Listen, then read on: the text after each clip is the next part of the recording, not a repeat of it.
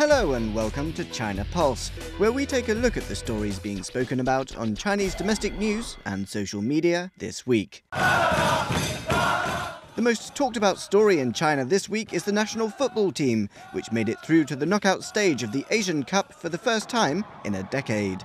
First, they defeated Saudi Arabia 1-0 for the first time in 18 years, and went on to come from behind, defeating Uzbekistan 2-1, topping Group B.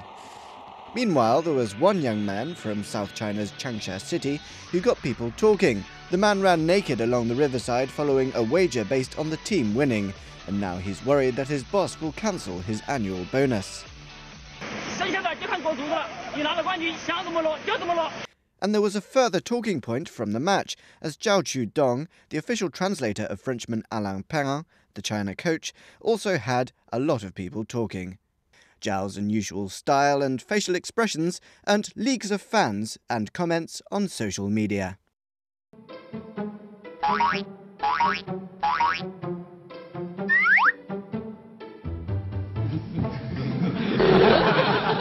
This week saw another entry into China's dumbest criminals, as a man from Hong Kong was caught with 94 iPhones strapped to his body.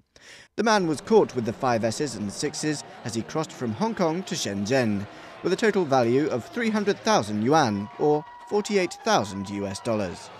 Customs officers said they became suspicious when they saw the man walking with difficulty and avoiding eye contact.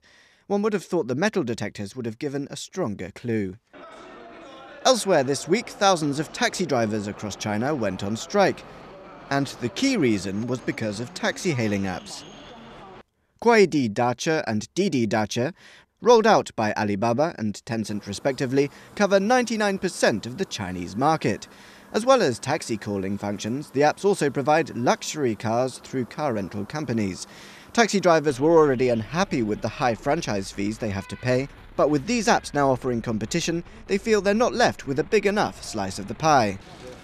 We've heard a lot about the plunging price of oil, but there's also been a rapid descent of the price of milk. Chinese dairy farmers have taken to throwing tons of the white stuff down the drain, and even killed their own cows as the product is becoming non-economically viable. China's Ministry of Agriculture warns that such drastic measures are increasingly frequent. Analysts say the price drop has been caused by overcapacity in China's domestic industry, coupled with a surge in milk output by Australia and the US. And as temperatures plummet to around -40, the city of Harbin in northeast China is hosting one of the world's grandest ice and snow festivals. To kick things off this week, teams from around the world gathered for an ice carving competition, which was won by the Latvian team. The sculptures will be on display through the festival, which runs until March.